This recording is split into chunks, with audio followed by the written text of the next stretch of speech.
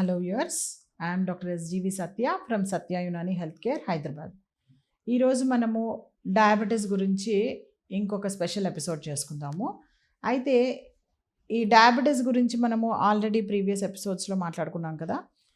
ఈ ఎపిసోడ్లో మనం ఏం చేద్దాము అంటే డయాబెటీస్లో ఒక వ్యక్తి ఎప్పుడు నిద్రపోవాలి, ఎప్పుడు లేవాలి, ఎప్పుడు తినాలి, ఎలా వాళ్ళ లైఫ్ స్టైలు, ఎలా వాళ్ళ డైట్ అన్నది జాగ్రత్త చేసుకోవాలి అన్నది మనం తెలుసుకుందాం.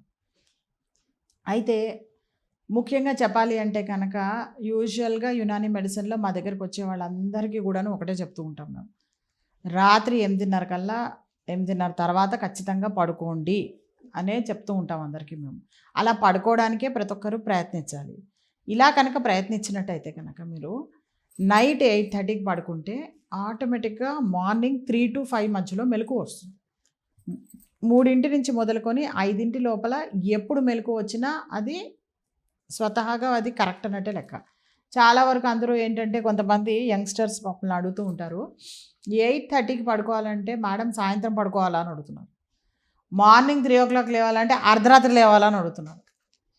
8:30 అన్నది సాయంత్రం కాదు, రాత్రి. అది మార్నింగ్ 3 o'clock అన్నది మన ఇండియన్స్కి ఇక్కడ ట్రాపికల్ కంట్రీ దీనిలో తెల్లవారుజాము 3 అన్నది ఏదైతే ఉందో అది మార్నింగ్ అన్నట్టే, కానీ రాత్రి కాదు.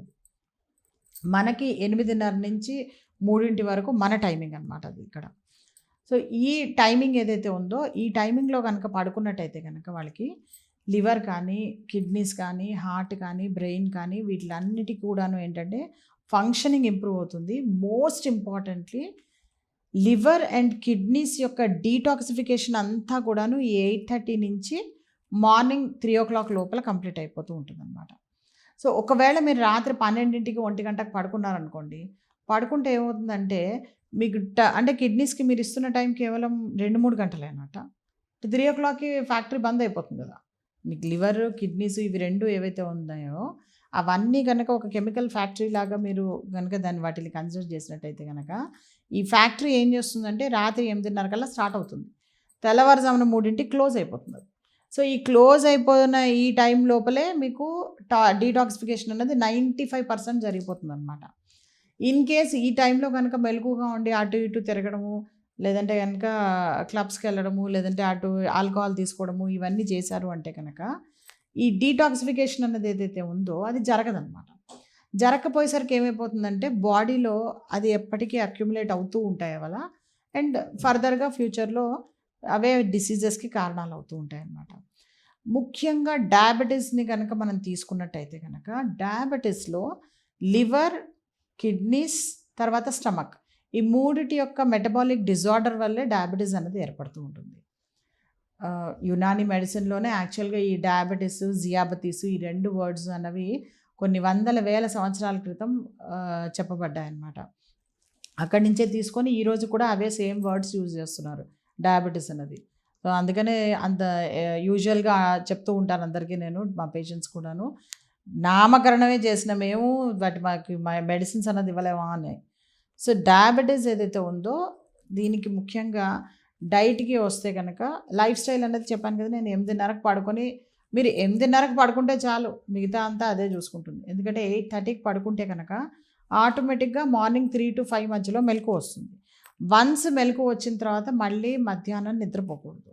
మధ్యలో నిద్రపోకుండా ఒక్క 1 week 10 days కనుక మీరు జాగ్రత్తగా గట్టిగా అలా కనుక చేసినట్టయితే కనుక ఆటోమేటిక్గా 8:30కి పడుకున్న వాళ్ళు మార్నింగ్ 3కి లేచిన వాళ్ళు మళ్ళీ రాత్రి 8 అయ్యేప్పటికీ మీ అంతటా మీరే తూలి పడిపోతూ ఉంటారు నిద్రలో. అంటే అంతగా బాడీ అన్నది అలసిపోతుంది అనమాట. కరెక్ట్గా మీకు నిద్ర వచ్చేస్తుంటుంది ఆ టైంకి. సో 7-7:30కి మీరు ఎప్పుడైతే డిన్నర్ ఫినిష్ చేస్తారో వితిన్ హాఫ్ అన్ అవర్ మీకు 8-8:30 కల్లా పొద్దున్న 3 o'clock లేచి చూడండి, ఆటోమేటిక్గా నిద్ర వస్తుంది మీకు. అలా ఒక సైకిల్ ఏర్పడుతుంది అనమాట. డయాబెటీస్ వాళ్ళకి ఈ సైకిల్ ఏర్పడటం చాలా చాలా ఇంపార్టెంట్.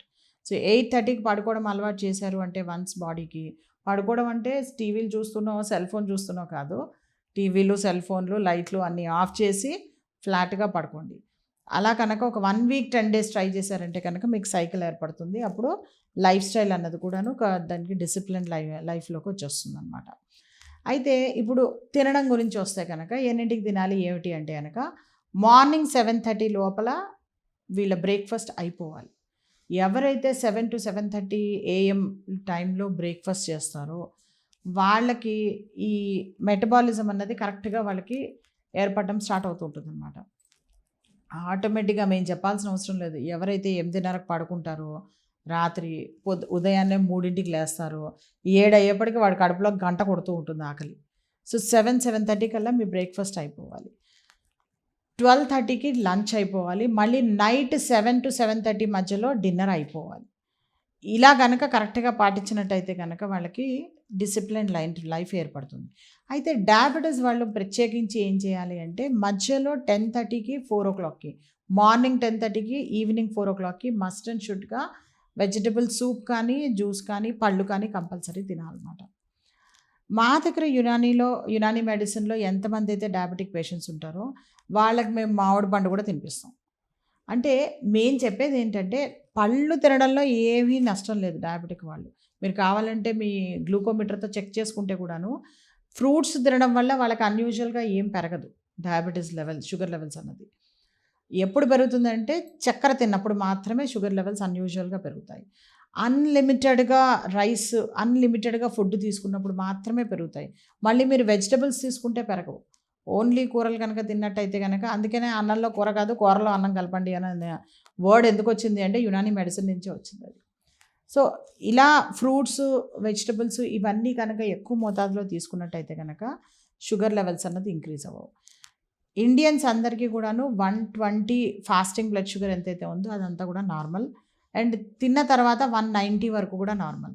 ఇది దాటి ముందుకు వెళ్తున్నారు అని అంటేనే 190 కన్నా fasting post lunch blood sugars ఏవైతే ఉన్నాయో అవి దాటి ముందుకెళ్తుంటే కనుక అప్పుడు డైట్‌లో చేంజెస్ తీసుకురావాలన్నమాట. అంటే 190 కన్నా ఎక్కువైతే గనక అన్నం మానేసి అన్నానికి బదులుగా జొన్నలు తినడం మొదలెట్టాలన్నమాట.